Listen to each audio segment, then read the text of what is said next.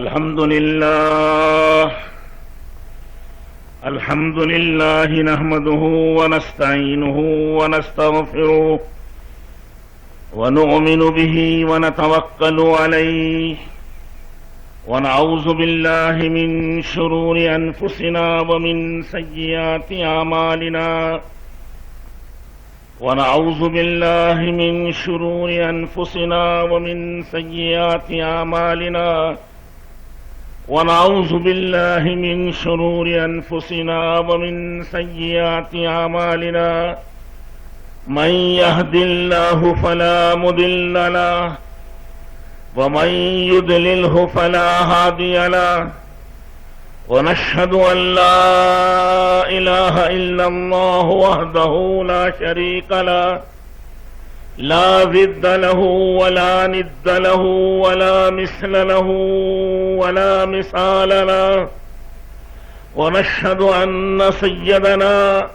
وسندنا ومولانا محمدا عبده ورسوله أرسله الله تعالى إلى كافة الناس بشيرا ونذيرا وداعيا إلى الله بإذنه وسراجا منيرا بلغ الرسالة وأدى الأمانة وجاهد في سبيل الله حق جهاده حتى أتاه اليقين صلى الله تعالى عليه وعلى آله الطيبين والطاهرين وعلى أصحابه أجمعين وعلى من سلك على نهجهم ودعا بدعوتهم إلى يوم الدين أما بعد فأعوذ بالله من الشيطان الرجيم بسم الله الرحمن الرحيم ومن أحسن قولا ممن دعا إلى الله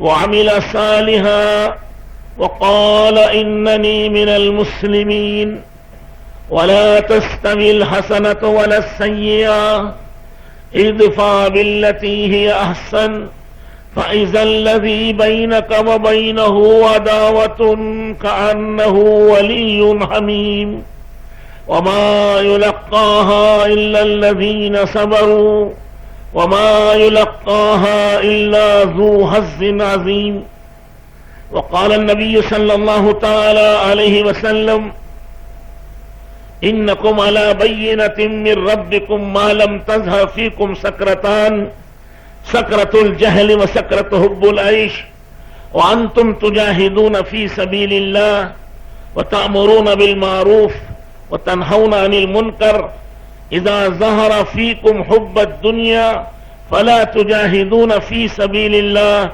ولا تأمرون بالمعروف ولا تنهون عن المنكر والقائلون يومئذ بالكتاب والسنة كالسابقين الأولين من المهاجرين والأنصار أو كما قال النبي صلى الله تعالى عليه وعلى آله وأصحابه وبارك وسلم تسلیما کثیرا کثیرا کثیرا. محترم بزرگوں اور دوستوں اور بھائیوں، اللہ جل جلالہ نے محمد مجتبی محمد مصطفیٰ حضرت رسول اللہ صلی اللہ علیہ وسلم سے ملاقات کا موت ہی ذریعہ ہے. حضرت سیدنا ابو بکر صدیق، حضرت عمر فاروق، حضرت عثمان غنی، حضرت علی حیدر رضی اللہ تعالیٰ عنہ اجمعین سے ملاقات کا. جب تک موت نہیں آئے گی ان بزرگوں سے ملاقات نہیں ہوگی. موت ہی ذریعہ ہے حضرت پیران پیر غوث العظم دستگیر سیدنا و شیخنا عبد القادر جیلانی رحمت اللہ علیہ سے ملنے کا. حضرت خواجہ غریب النواز شیخ معین الدین چشتی رحمت اللہ علیہ سے ملنے کا ذریعہ موت ہے. حضرت محبوب الہی خواجہ نظام الدین رحمت اللہ علیہ سے ملنے کا ذریعہ وہ موت ہے. موت نہیں آئے گی حضرت خواجہ صاحب سے ملاقات نہیں ہوگی. موت نہیں آئے گی خواجہ غریب النواز رحمت اللہ علیہ سے ملاقات نہیں ہوگی. موت نہیں آئے گی حضرت غوث العظم رحمت اللہ علیہ سے ملاقات نہیں ہوگی. موت نہیں آئے گی صحابہ سے ملاقات نہیں ہوگی. موت نہیں آئے گی نبیوں سے ملاقات نہیں ہوگی. موت نہیں آئے گی تو حضرت محمد الرسول اللہ صلی اللہ علیہ وسلم سے ملاقات نہیں ہوگی.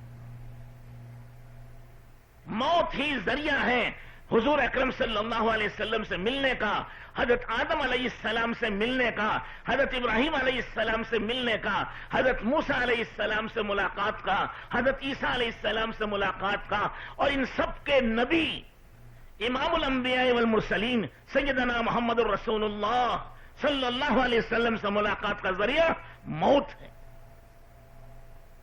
اولیاء اللہ سے ملاقات کا ذریعہ موت ہے. جس دن اللہ کے رسول سے ملاقات ہو، پیران پیر سے ملاقات ہو، کیوں ہے وہ دن خراب ہے کہ اچھا ہے؟ خراب ہے.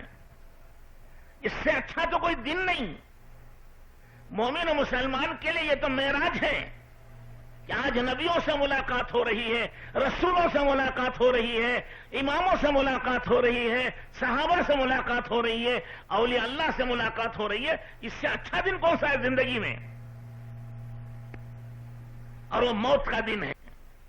جب تک اس دنیا میں ہے اللہ کو کوئی دیکھ نہیں سکتا. ان آنکھوں میں وہ طاقت نہیں کہ اللہ کو دیکھیں. ایک حضرت موسیٰ علیہ السلام نے اصرار کیا کہ میں دیکھوں گا. اللہ نے فرمایا کہ پہاڑ کی طرف دیکھو، اگر پہاڑ اپنی جگہ رہ گیا تو تم مجھے دیکھ سکو گے.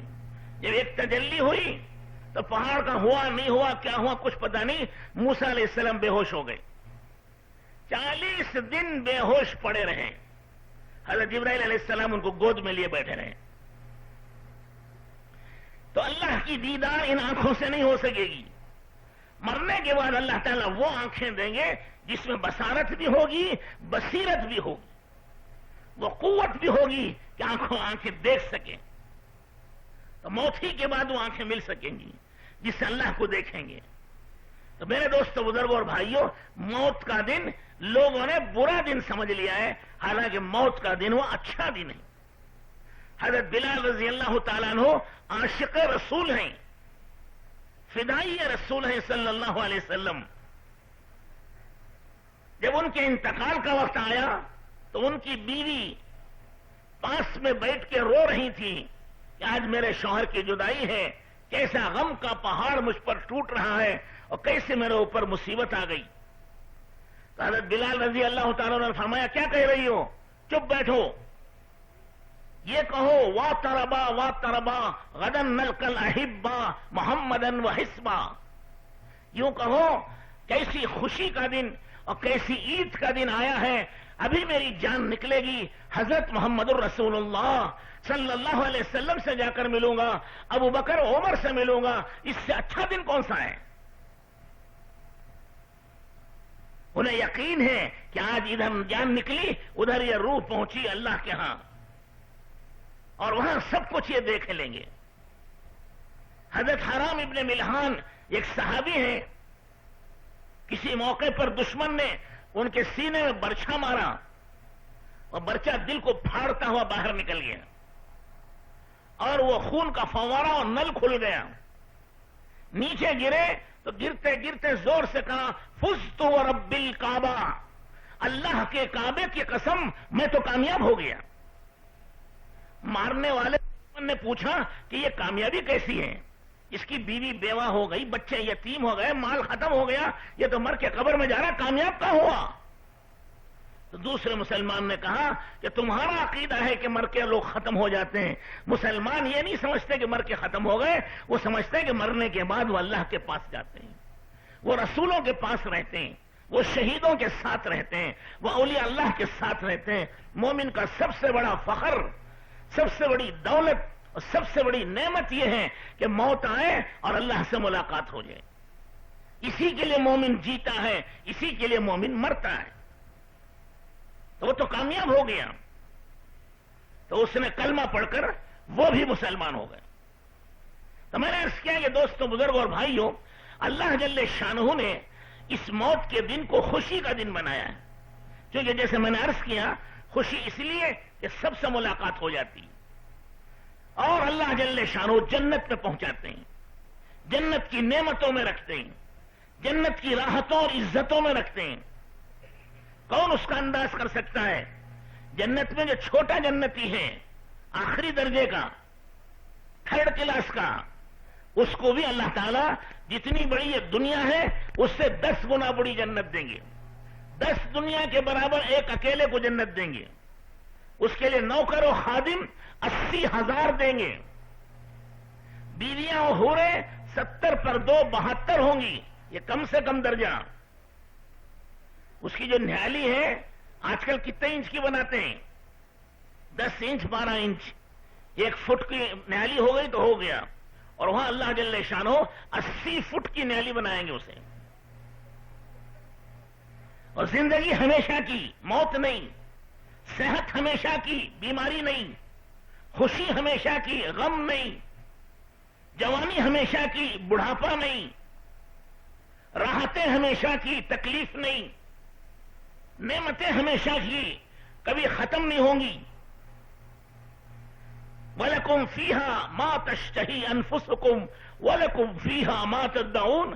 جو کچھ تمہارا جی چاہے گا وہ سب کچھ اللہ تعالیٰ جنت میں دیں گے. کسی چیز کی ممانعت نہیں ہے. آج وہ خواہش پوری نہیں ہو سکتی. ہر آدمی چاہتا ہے کہ میں زندہ رہوں، موت زبردستی پکڑ کے لے جاتی ہے. ہر آدمی چاہتا ہے کہ میں جوان رہوں، بڑھاپا چھین لیتا ہے جوانی کو اور وہ بڑھاپا اس پر مسلط ہو جاتا ہے. انسان چاہتا ہے کہ میں خوش رہوں، لیکن غم آتے ہیں اس کی خوشی چھین لیتے ہیں. دنیا میں راحت نہیں، دنیا میں خوشی بہت کم، دنیا کی جوانی بہت کم اور دنیا کی زندگی بہت کم. آخرت کی زندگی بہت بڑی. جو آخرت کا صرف ایک دن ہے، پہلا دن قیامت کا، وہ 50,000 سال کا ہے. اس ایک دن کے مقابلے میں دنیا کی زندگی کو گنے تو 1.5 منٹ 1.25 منٹ بیٹھتی. ایک دن کی اور باقی زندگی الگ ہے وہ. تو بہرحال بزرگوں اور دوستوں اور بھائیوں، موت خوشی کا دن ہوتا ہے. کس کے لیے؟ جس نے اللہ کی اطاعت کی ہو، اللہ کی فرمانبرداری کی ہو، اللہ کے رسول صلی اللہ علیہ وسلم کے پیچھے چلا ہو، آپ صلی اللہ علیہ وسلم کی غلامی اختیار کی ہے. اس کے لیے موت جنت ہے، نعمت ہے، راحت ہے. اس لیے اللہ تعالیٰ نے قرآن میں فرمایا وَمَن يُطِعِ اللَّهَ وَالرَّسُولَ فَأُولَٰئِكَ مَعَ الَّذِينَ أَنْعَمَ اللَّهُ عَلَيْهِم مِّنَ النَّبِيِّينَ وَالصِّدِّيقِينَ وَالشُّهَدَاءِ وَالصَّالِحِينَ وَحَسُنَ أُولَٰئِكَ رَفِيقًا. جو دنیا میں اللہ کی اطاعت و فرمانبرداری کرتے ہیں اور رسول اللہ صلی اللہ علیہ وسلم کی اطاعت و فرمانبرداری کرتے ہیں، ان کو اللہ جل شانہ ان لوگوں کے ساتھ قیامت کے دن ملا دیں گے جن پر اللہ نے خصوصی انعام کیا ہے، خصوصی نعمتیں دی ہیں. عام نعمتیں تو اللہ کے سب پر ہیں، مسلمان پر بھی ہیں، غیر مسلم پر بھی ہیں، انسان پر بھی ہیں، جانور پر بھی ہیں. یعنی خصوصی نعمتیں وہ کون ہیں جن کو اللہ نے خصوصی نعمت دی؟ وہ نبیوں کی جماعت ہے جن پر اللہ کا خاص فضل ہے. وہ نبیوں کی جماعت، صدیقین کی جماعت، حضرت ابوبکر صدیق رضی اللہ تعالیٰ عنہ جیسے، شہیدوں کی جماعت، حضرت عمر رضی اللہ تعالیٰ عنہ جیسے، والصالحین، اولیاء اللہ کی جماعت، حضرت خواجہ معین الدین چشتی رحمت اللہ علیہ کے ساتھ، حضرت غوث العظم رحمت اللہ علیہ کے ساتھ ملا دیں گے. ان کا اور ان کا راستہ ایک ہے. بنگلور جانے کا ایک راستہ ہے، جتنے لوگ اس پر چلیں گے سب بنگلور پہنچ جائیں گے. مدراس جانے کا ایک دوسرا راستہ ہے، جتنے لوگ چلیں گے وہ مدراس پہنچیں گے. جانا تھا بنگلور کو اور چل دیے مدراس کے راستے پر. اب دعا کرتے ہیں کہ اللہ خیریت سے بنگلور پہنچا دیں. یہ کہاں جائے گا اب؟ ارے بولو بھائی کہاں جائے گا؟ اس کی دعا قبول نہیں ہوگی. رو رہا ہے، زمزم پی کے دعا کر رہا ہے، چلا رہا ہے، قرآن پڑھ کے دعا کر رہا ہے، کیوں کہاں پہنچے گا؟ مدراس. کیوں؟ راستہ بدل دیا ہے. چل رہا ہے مدراس کے راستے پر اور دعا مانگتا ہے بنگلور کی. خدا کی قسم قیامت تک یہ بنگلور نہیں پہنچے گا. اس کا ہر قدم بنگلور سے دور ہو جائے گا کیونکہ راستہ اس نے غلط اختیار کیا.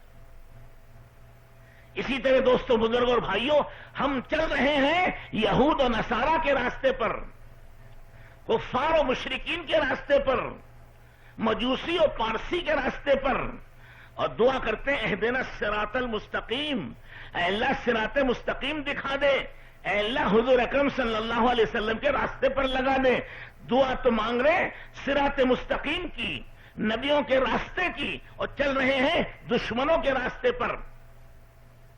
اب کہاں پہنچیں گے؟ یہ دعا کام نہیں آئے گی.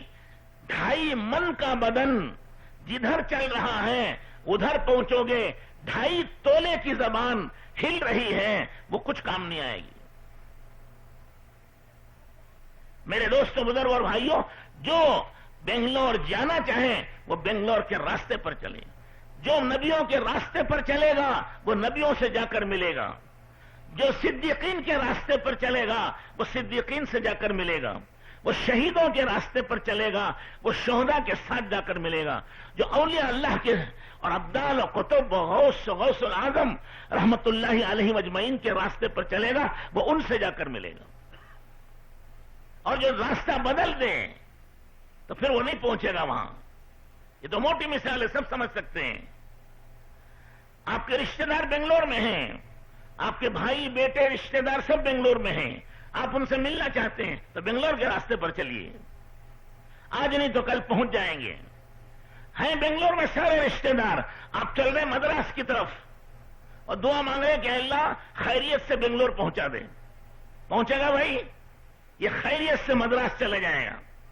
یہ نہیں مل سکتا اپنے بیٹوں سے, یہ نہیں مل سکتا اپنے بھائیوں سے, اور یہ نہیں مل سکتا اپنے رشتہ داروں سے, کیونکہ راستہ غلط اختیار کیا. اگر تمہیں نبیوں سے ملنا ہے اور صدیقین سے ملنا ہے اور شہیدوں سے ملنا ہے اور صحابہ سے ملنا ہے اور اولیاء اللہ سے ملنا ہے تو ان کے راستے پر چلنا پڑے گا. ان سب کا راستہ ایک ہے. وہ کیا ہے؟ اللہ نے قرآن میں فرمایا وَلَكُمْ فِي رَسُولِ اللَّهِ أُسْوَةٌ حَسَنَةٌ. تم سب کے لیے نمونہ اور سیمپل اور ماڈل حضرت محمد الرسول اللہ صلی اللہ علیہ وسلم کی ذات گرامی ہے. ان سے محبت کرنا, ان کی سنتوں پر چلنا, ان کے راستے پر چلنا, یہ نجات کا ذریعہ ہے, کامیابی کا ذریعہ ہے, عزت و بلندی کا ذریعہ ہے. آپ کے راستے سے ہٹ گئے تو پتہ نہیں کہاں جائیں گے. صرف اللہ جل شانہ نے فرمایا کہ اے ایمان والوں, اے مسلمانوں, ہم نے جنت میں جانے کے سارے دروازے اور راستے بند کر دیے. بس ایک راستہ کھلا ہوا ہے کہ وہ حضرت محمد الرسول اللہ صلی اللہ علیہ وسلم کے پیچھے پیچھے چلے آؤ, سیدھے جنت میں چلے جاؤ گے, سیدھے اللہ تک پہنچ جاؤ گے. بس یہ راستہ ہے. اس کے علاوہ جتنے راستے ہیں وہ سب ختم ہوئے. صدیقین بھی, شہداء بھی, اولیاء اللہ بھی, قطب و ابدال بھی, غوث العظم بھی رحمت اللہ علیہ اجمعین, یہ سب حضور کے راستے پر چلیں گے. حضور اکرم صلی اللہ علیہ وسلم کے راستے پر چلیں گے, عزت ملے گی, کامیابی ملے گی, اللہ کی رضا ملے گی, مغفرت ملے گی, جنت ملے گی, ہمیشہ کی نعمتیں ملیں گی. وہ راستہ چھوڑ دیا تو سر پٹکتے رہ جائیں گے, پہنچ نہیں سکتے. خلاف پیمبر کسے رہ گزید کہ ہرگز بمنزل نہ خواہد رسید. شیخ سعدی رحمت اللہ علیہ سلسلے چشتیہ کے بہت بڑے بزرگ ہیں. وہ فرماتے ہیں حضرت رسول اللہ صلی اللہ علیہ وسلم کے راستے سے ہٹ کر چلو گے تو کبھی بھی قیامت تک منزل مقصود کو نہیں پہنچ سکتے. وہ راستے سے بھٹک گئے, وہ گمراہ ہو گئے, وہ برباد ہو گئے. کامیاب وہ ہوں گے جو حضور اکرم صلی اللہ علیہ وسلم کے ساتھ چلیں گے, آپ کے پیچھے پیچھے چلیں گے, آپ کی سنتوں پر عمل کریں گے, آپ کے دین و شریعت کو سینے سے لگا کر چلیں گے. ان کے لیے سب کچھ ہے. باقی آپ کا راستہ چھوڑ دیں پھر ان کے لیے کچھ نہیں. تو بزرگوں اور دوستوں اور بھائیوں, اللہ تعالیٰ نے قرآن میں اعلان کر دیا ہے کہ ایک راستہ ہے, اس کے علاوہ اور کوئی راستہ نہیں. اور پھر حضور اکرم صلی اللہ علیہ وسلم نے کھانے پینے سے, پہننے اوڑھنے سے, شادی بیاہ سے منع نہیں کیا. سب چیزیں آپ نے بھی کی اور پوری امت کو کرنے کا حکم دیا. دین اور دنیا کا بس معمولی تھوڑا فرق ہے, زیادہ فرق نہیں ہے. ہر وہ کام جو حضور اکرم صلی اللہ علیہ وسلم کی سنت کے مطابق کریں گے وہ دین ہے, اور جو کام آقا رحمت سرور کونین صلی اللہ علیہ وسلم کی سنت کو چھوڑ کر کریں گے وہ دنیا ہے. دین پر اللہ کی رحمت ہے اور دنیا پہ اللہ کی لعنت ہے. بس اتنا سا فرق ہے. کھانا ہم بھی کھاتے ہیں، غیر مسلم بھی کھاتے ہیں، جانور بھی کھاتے ہیں۔ اگر حضور اکرم صلی اللہ علیہ وسلم کی سنت کے مطابق کھانا کھا لیا تو یہ کھانا عبادت ہے، یہ شریعت ہے، اسی کا نام دین ہے۔ ہم بھی سوتے ہیں، دنیا کے انسان سوتے ہیں، جانور بھی سوتے ہیں۔ اگر ہمارا سونا آقا رحمت سرور کونین فخر دو عالم صلی اللہ علیہ وسلم آپ کی سنت کے مطابق ہو جائے تو یہ 6-7 گھنٹے سوتے ہیں، یہ سب عبادت میں لکھے جائیں گے۔ کپڑے ہم بھی پہنتے ہیں، ساری دنیا پہنتی ہے، حضور اکرم صلی اللہ علیہ وسلم کی سنت کے مطابق پہن لیا، وہ عبادت ہے۔ شادی ہم بھی کرتے ہیں، دنیا کے انسان کرتے ہیں، حضور اکرم صلی اللہ علیہ وسلم کی سنت کے مطابق شادی کر لی تو یہ شادی کرنا دین ہے، یہ اس کا ثواب تہجد سے زیادہ ہے، تسبیح سے زیادہ ہے۔ سمجھ میں آ رہے ہیں؟ تو میرے دوستوں، بزرگ اور بھائیوں، اسی طرح کمانا، اگر رسول اللہ صلی اللہ علیہ وسلم کی سنت کے مطابق کمایا تو یہ عبادت ہے۔ تجارت عبادت، مزدوری عبادت۔ حدیث پاک میں آتا ہے التاجر الصدوق الامین یوم القیامت مع النبیین والصدیقین والصالحین، جو سچا اور امانت دار تاجر ہے، دو صفت اللہ کے رسول نے بتلائی ہیں، تجارت کرے سچائی سے، جھوٹ نہ بولے، کھوٹا عیبدار مال نہ بیچے، دھوکہ نہ دے، اور امانت داری ہو، سچائی ہو، امانت داری ہو۔ یہ دو صفت تجارت میں ہوں گی تو اس تجارت کی برکت سے اللہ تعالیٰ قیامت کے دن صدیقین کے ساتھ کھڑا کرے گا، نبیوں کے ساتھ کھڑا کریں گے، کیونکہ اس کی تجارت خواہش کے لیے نہیں ہے، اس کی تجارت اللہ کے دین کے لیے۔ چین کو 5 تاجر گئے تھے مسلمان تجارت کے لیے، انہوں نے دین کے مطابق تجارت کی، سنت کے مطابق تجارت کی، سچائی امانت داری سے تجارت کی، تو 5 آدمی کی تجارت دیکھ کر 8 کروڑ انسان ایمان لائے، کیونکہ یہ تجارت عبادت ہے، یہ تجارت صاف ہے، اس میں دھوکہ نہیں، غبن نہیں، جھوٹ نہیں، کھوٹا مال نہیں بیچتے۔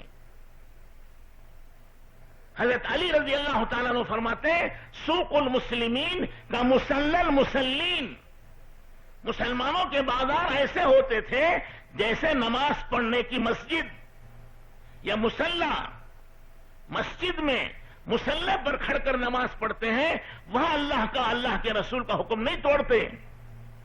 اسی طرح وہ تجارت کی منڈیوں میں ہیں اور تجارت کی دکانوں میں بیٹھے ہیں، جیسے وہاں جھوٹ نہیں بولے یہاں بھی جھوٹ نہیں بولتے، نماز میں اللہ کا حکم نہیں توڑا یہاں بھی اللہ کا حکم نہیں توڑتے، نماز میں رسول اللہ کی سنت نہیں چھوڑی، تجارت میں بھی رسول اللہ صلی اللہ علیہ وسلم کی سنت نہیں چھوڑتے۔ یہ دکان، یہ مسجد کا مصلی دونوں برابر ہیں، اللہ تعالی شانو ہر جگہ موجود ہیں، ہر ایک کے عمل کو دیکھ رہے ہیں، ہر ایک کی آواز کو سن رہے ہیں، اس کی پوری زندگی فرشتوں نے لکھ رکھی ہے، اس لیے اللہ سے وہ ڈرتے ہیں اور ہر جگہ اللہ کو مانتے ہیں، آخرت کا فکر ہے۔ قرآن پاک میں اللہ تعالیٰ نے ایسے تاجروں کے بارے میں فرمایا رجال لا تلہیہم تجارت ولا بیع عن ذکر اللہ واقام الصلاۃ وایتاء الزکاۃ یخافون یوما تتقلب فیہ القلوب والابصار۔ صحابہ یہ تاجر ہیں لیکن ان کی تجارت اللہ کے ذکر سے نہیں روکتی، نماز قائم کرتے ہیں، زکوٰۃ ادا کرتے ہیں، یہ سب کیوں کر رہے ہیں؟ تجارت امانت داری سے کر رہے ہیں، نماز پڑھ رہے ہیں، زکوٰۃ دے رہے ہیں، کیوں کر رہے ہیں؟ اللہ تعالیٰ قرآن میں کہتے ہیں یخافون یوما تتقلب فیہ القلوب والابصار، وہ اس دن سے ڈرتے ہیں جس دن انسانوں کی آنکھیں اور دل پھٹ جائیں گے، الٹ جائیں گے، وہ قیامت کا دن ہے، جس دن قیامت میدان حشر میں لائی جائے گی اور ایک اتنی بری چیخ مارے گی جس سے فرشتے بھی گھٹنوں کے بل گر جائیں گے، کہیں گے نفسی نفسی نفسی نفسی، یا اللہ ہمیں بچا لے ہمیں بچا لے ہمیں بچا لے۔ اس کی دہشتناک عذاب، اس کی دہشتناک آگ، اس کے فرشتے جب دیکھیں گے تو آدمی بے ہوش ہو جائیں گے۔ یہ تاجر ہیں لیکن یہ تجارت سے اللہ سے ڈرتے ہیں، کیوں؟ قیامت کا ڈر ہے. نماز پڑھتے ہیں کیوں؟ اللہ کا ڈر ہے, قیامت کا ڈر ہے, کیونکہ نماز ہی کا سب سے پہلے حساب ہوگا. جس کی 5 وقتہ نماز صحیح ہے اسے جنت میں بھیجا جائے گا, جس کی 5 وقت کی نماز نہیں ہے اسے حساب لیا جائے گا, اور جس کا حساب لیا جائے گا وہ ہلاک ہو جائے گا. حضور اکرم صلی اللہ علیہ وسلم نے فرمایا یہ میری آنکھوں کی ٹھنڈک نماز میں ہے. جو مسلمان نماز پڑھتے ہیں حضور اکرم صلی اللہ علیہ وسلم کی آنکھوں کو ٹھنڈک پہنچاتے ہیں, راحت پہنچاتے ہیں, اور جو نماز چھوڑ دیں وہ رسول اللہ صلی اللہ علیہ وسلم کو تکلیف دینے کا ارادہ کر رہے ہیں. جس نے حضور کو تکلیف دی اس نے اللہ کو تکلیف دی. جو اللہ کو تکلیف دے گا اللہ اسے جہنم میں اس کا مزہ چکائیں. جس نے حضور اکرم صلی اللہ علیہ وسلم کو خوش کیا اس نے اللہ کو خوش کیا. جو اللہ کو خوش کرے گا اللہ اسے جنت کی نعمتوں سے نوازیں گے. تو بزرگوں اور دوستوں اور بھائیوں, ہماری ذمہ داری ہے نماز بھی پڑھیں, تجارت بھی کریں.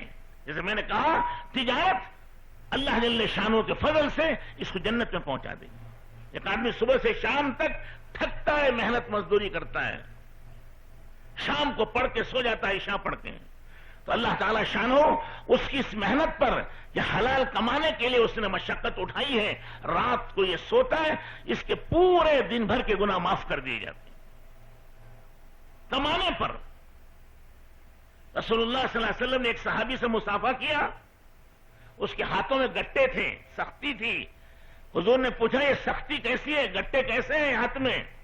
اس نے عرض کیا کہ یا رسول اللہ میں مزدوری کرتا ہوں, لکڑیاں پھاڑتا ہوں جنگل سے اور شہر میں لا کے بیچتا ہوں. وہ لکڑیاں پھاڑنے کے کڑھاڑی کی وجہ سے یہ ہاتھوں میں گٹے ہیں. میں حلال کماتا ہوں, اپنے بچوں کو کھلاتا ہوں. حضور نے اس کے ہاتھ لیے اور بوسہ دیا, پیار کیا. اللہ اکبر کبیرہ. جس کے ہاتھوں کو آقا رحمت صلی اللہ علیہ وسلم نے پیار کیا ہو اور بوسہ دیا ہو وہ کیسے جہنم میں جائیں گے؟ وہ ہاتھ تو جنتی ہیں, وہ مبارک و مقدس ہیں, وہ صحابی بھی خوش نصیب ہیں. دنیا حضور کے قدموں کو بوسہ دینا چاہتی ہے, حضور اس کے ہاتھوں کو بوسہ دے رہے ہیں. علماء فرماتے ہیں کہ حضور اکرم صلی اللہ علیہ وسلم کا بوسہ وہ صرف ایک آدمی کے ہاتھ پر نہیں دیا, ایک آدمی کے ہاتھ پر, لیکن قیامت تک جو مزدوری کرے گا, جو حلال کمانے کے لیے مشقت اٹھائے گا, وہ حضور نے سب کے ہاتھوں کو بوسہ دیا ہے. اگر ہم چاہتے ہیں کہ حضور کے ہاتھوں کا بوسہ ہمیں مل جائے تو اس کے لیے شرط ہے کہ وہ حلال کمائیں.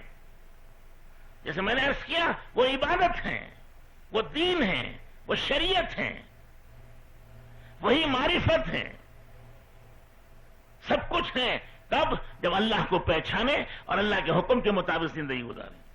تو میں نے عرض کیا یہ دنیا نہیں ہے مسلمان کے لیے کچھ, سارا کا سارا دین ہے. ایک شرط ہے, وہ کام آزادی سے نہ کرو, وہ کام حضرت محمد الرسول اللہ صلی اللہ علیہ وسلم کی سنت کے مطابق کر لو. وہ دین ہے, وہ شریعت ہے, وہ عبادت ہے, وہ جنت ہے. اور اگر اپنی مرضی پر چلے تو جیسے میں نے پہلے عرض کیا تھا کہ ان کا راستہ تو صراط مستقیم الگ ہو گیا, نبیوں کا, صدیقین کا, شہداء کا, صالحین کا, اولیاء اللہ کا, اور ہم نے جو راستہ اختیار کیا وہ الگ ہو گیا. الگ الگ راستے پر جانے والے ایک دوسرے سے ملا نہیں کرتے. ایک راستے پر چلنے والے چلیں گے تو وہاں جا کر کے ملتے ہیں. اللہ تعالی ہم سب کو حضور اکرم صلی اللہ علیہ وسلم کی اتباع کرنے کی اور محبت کرنے کی, آپ کی عظمت کی توفیق نصیب فرمائے. یہی راستہ بزرگوں کا ہے, یہی راستہ اولیاء اللہ کا ہے. وہ بھی دین کے خاطر مشقت اٹھاتے تھے. یہ جتنے اولیاء اللہ ہیں یہ اپنی قبروں میں زندہ ہیں. اگر تمہارے اندر ہمت و طاقت ہے تو ان سے بات کرو اور پوچھو تم دنیا میں کیوں آئے تھے؟ کیا پیسہ کمانا تھا؟ کیا ریشم کی فیکٹری کھولنا تھا؟ کیا ٹوسٹنگ مشین ڈالنا تھا؟ کیا لومس چلانے تھے؟ کیوں آئے تھے؟ لومس چلانے آئے یا ٹوسٹنگ فیکٹری کے لیے آئے تھے؟ جی وہ کہیں گے ارے نادان انسانوں, ہم اس کے لیے نہیں, ہم تو اللہ کے کلمے کو بلند کرنے کے لیے آئے ہیں. ہم اللہ کے نبی کی سنتوں کو پھیلانے کے لیے آئے ہیں. ہم انسانوں کو جہنم سے بچا کر جنت میں لے جانے کے لیے آئے ہیں. یہ ہمارا کام ہے, یہی ہمارے نبی کا کام تھا. حضور اکرم صلی اللہ علیہ وسلم کا یہ کام ہے. آپ صلی اللہ علیہ وسلم نے فرمایا لا نبی بعدی ولا امت بعدکم، میرے بعد کوئی نبی نہیں، میں آخری نبی ہوں اور قیامت تک میری نبوت چلے گی، اور تم آخری امت ہو، قیامت تک تم ہی رہو گے، دوسری کوئی نئی امت نہیں آئے گی. محنت کون کریں گے؟ رسول اللہ صلی اللہ علیہ وسلم پردہ کر گئے، اپنی قبر مبارک میں باحیات و زندہ ہیں، ہر پیر و جمعرات کو ہمارے اعمال پیش کیے جاتے ہیں. ان کی نبوت آج بھی ہے، ان کی نبوت قیامت تک بھی رہے گی، لیکن پردہ کر گئے. کام کون کریں گے؟ ان کا کام ہر مسلمان کرے گا. جس کو رسول اللہ صلی اللہ علیہ وسلم سے محبت ہے، جس کو حضور سے تعلق ہے، جس کو حضور کی شفاعت کی امید ہے، اس کے ذمہ فرض ہے کہ وہ دین کی محنت کریں اور دنیا میں دین کو پھیلانے کی کوشش کریں. ہم نہیں کریں گے تو کون کرے گا؟ کہ یہودی کریں گے، نصرانی کریں گے؟ وہ تو سب دین کے مٹانے پر تلے ہوئے ہیں. اور آپ کہتے ہیں تبلیغ کا کام ہمارے ذمہ نہیں ہے، تو کس کے ذمہ ہے؟ کیا یہ اللہ کی مخلوق جہنم میں چلی جائے؟ تم تماشا دیکھتے رہو گے؟ اسی کے لیے دعوت و تبلیغ کا کام ہے، اسی کے لیے اجتماعات کیے جاتے ہیں، مشورے کیے جاتے ہیں، جماعتیں پھرتی ہیں. کسی سے بھی ہاتھ پکڑ کے پوچھو کہ تم کیا کرتے ہو، تو اس کا کاروبار ہے، اس کی بیوی ہے، اس کے بچے ہیں، ان کا گھر ہے. کیوں جماعتوں میں نکلیں؟ رسول اللہ صلی اللہ علیہ وسلم کا حکم ہے، حضور اکرم صلی اللہ علیہ وسلم کے حکم کی وجہ سے نکل رہے ہیں. اللہ کا حکم ہے، اللہ کے حکم کی وجہ سے نکل رہے ہیں. آپ نے دیکھا ہوگا جماعت والے کبھی کسی سے کچھ نہیں مانگتے، صرف وقت مانگتے کہ وقت دو اور اس میں دین سیکھو. اللہ ہم سب کو توفیق نصیب فرمائے. انشاءاللہ یہ اجتماع کل آج عشاء تک رہے گا. جتنے حضرات ہیں ماشاءاللہ یہ سب یہی رہے. اللہ کے فضل سے کچھ بندوں نے تمام مجمع کے لیے وضو کا بھی انتظام کیا ہے، کھانے کا بھی انتظام کیا ہے، نماز کا بھی انتظام کیا ہے. یہیں آپ سب کے ساتھ نماز پڑھیں، یہیں سب کے ساتھ رہیں، یہیں سب کے ساتھ بیانات سنیں. انشاءاللہ اللہ جل شانہ اس سے بہت نفع پہنچائیں گے. حدیث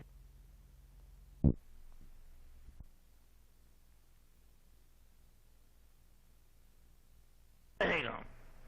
جتنے حضرات ہیں ماشاءاللہ یہ سب یہی رہے.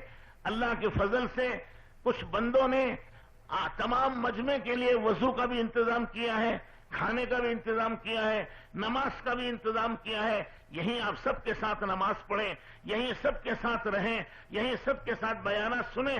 انشاءاللہ اللہ جل شانہ اس سے بہت نفع پہنچائیں گے. حدیث پاک میں آتا ہے من کان یؤمن باللہ والیوم الآخر فلیکرم ضیفہ. جو اللہ پر آخرت پر ایمان رکھتا ہے اس کے ذمے ہے کہ اپنے مہمان کا اکرام کریں. یہ آپ کے مہمان ہیں جو صوبے سے اور ہندوستان کے مختلف ضلعوں سے آئے ہیں. آپ سلگٹے والے میزبان ہیں، آپ چلے جائیں اور مہمان یہاں ٹھہر جائیں، یہ بہت بڑی بے ادبی ہوگی. مہمان کا تقاضا یہ ہے کہ آپ ان کے ساتھ رہیں، ان کی فکروں میں شریک ہوں اور ان کا ساتھ دیں.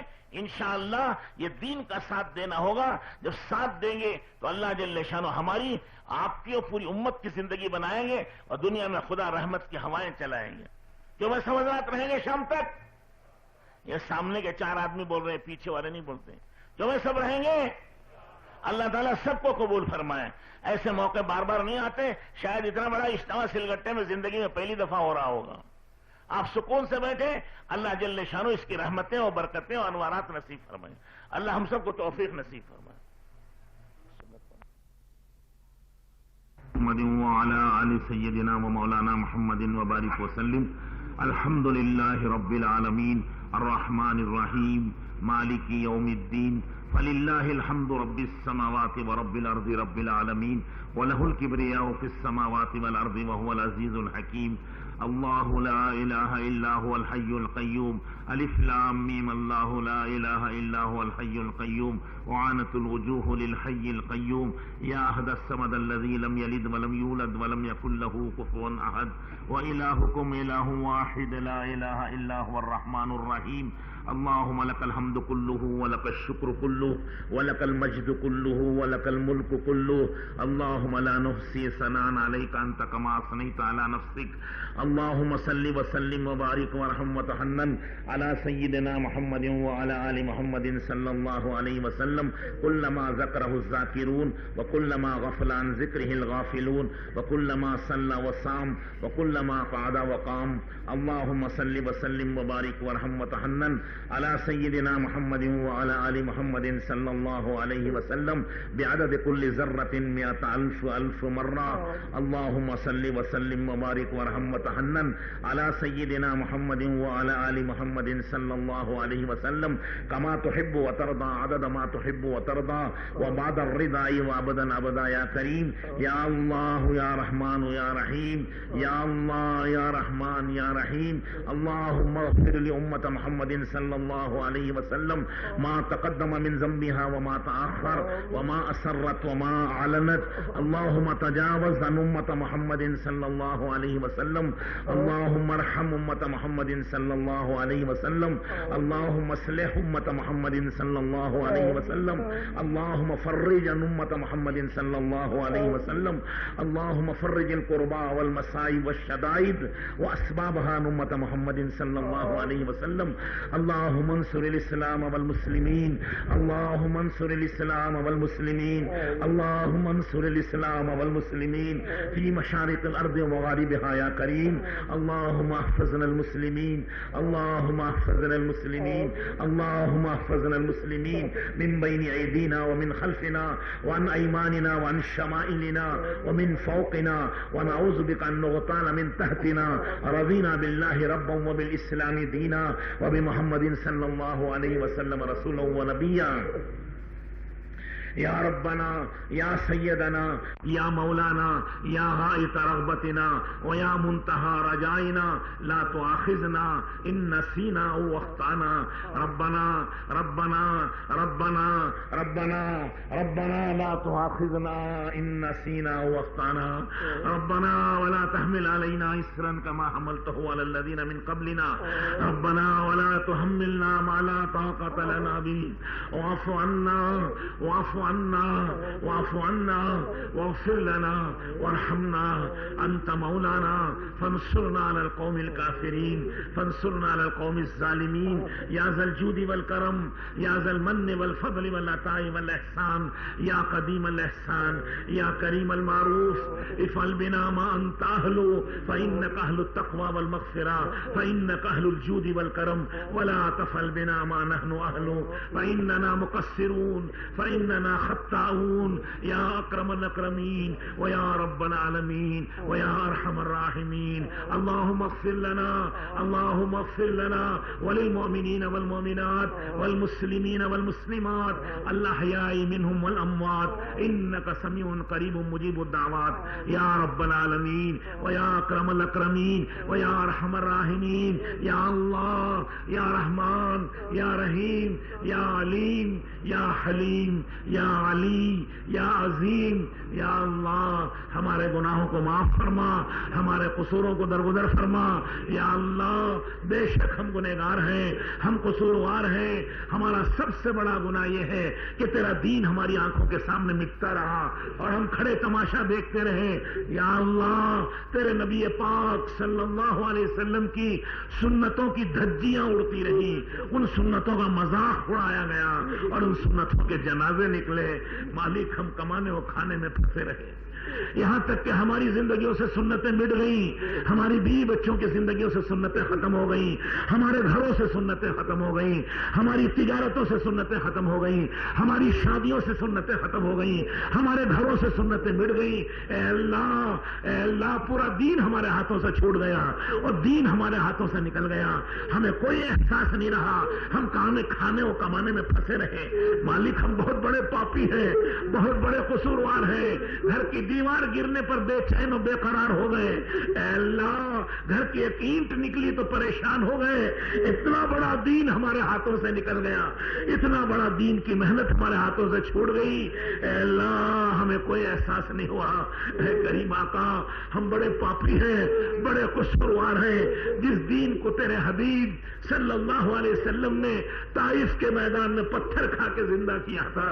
جس دین کو احد کے میدان میں دندان مبارک توڑے تھے جس دین کے خاطر سر مبارک رسول اللہ کا ٹوٹا تھا، گھٹنوں میں چوٹ لگی تھی، آپ کے چچا کا کلیجہ چبایا گیا، آپ کے ناک آنکھ کان کاٹ کے چچا کے سب گلے کا ہار بنا کے دشمن ناچے، خوشیاں منائی، ہزاروں انصار و مہاجرین کے گھر اجڑے، ہزاروں عورتیں بیوہ ہوئی، ہزاروں بچے یتیم ہوئے، ان سب کی قربانیوں سے دین ہم تک آیا تھا اور ہم نے ساری قربانیوں پہ پانی پھیر دیا اور اس دین کو مٹا دیا اور اس کو بھول گئے اور اسے سیکھنے کا فکر بھی نہیں ہے۔ مالک دنیا بکتے بکتے کماتے کماتے ہماری زندگیاں برباد ہو گئی۔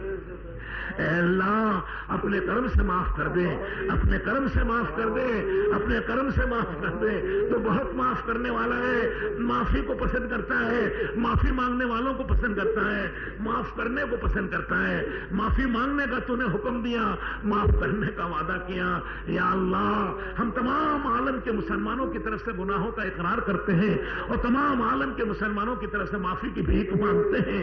اے اللہ پوری امت مسلمہ کو معاف کر دے، ایک بار پوری امت کو معاف کر دے، ایک بار پوری امت کو معاف کر دے، معاف کر دے کریم آقا، معاف کر دے اے جواد و کریم، معاف کر دے اے غفور الرحیم، معاف کر دے۔ اتنا بڑا مجمع کسی سخی کے دروازے پر جا کے 10 پیسے کی بھیک مانگے تو اس کی شان کے خلاف ہے کہ وہ خالی کر دے۔ اے اللہ پوری امت کی مغفرت کر دینا، تیرے لیے اس سے زیادہ آسان ہے۔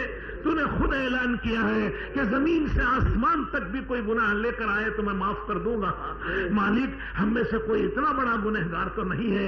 اے اللہ پوری امت کو معاف کر دے، پوری امت کو معاف کر دے، پوری امت کو معاف کر دے۔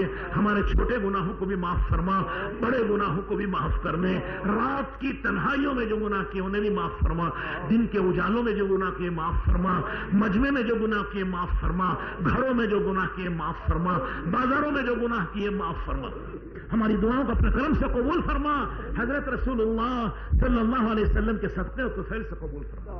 اللہم انا نسألک من الخیر ما سألک منہ نبیک وحبیبک سیدنا محمد صلی اللہ علیہ وسلم ونعوذ بک من الشر ما استعاذک منہ نبیک وحبیبک سیدنا محمد صلی اللہ علیہ وسلم۔ انت المستعان وعلیک البلاغ، لا حول ولا قوة الا باللہ العلی العظیم۔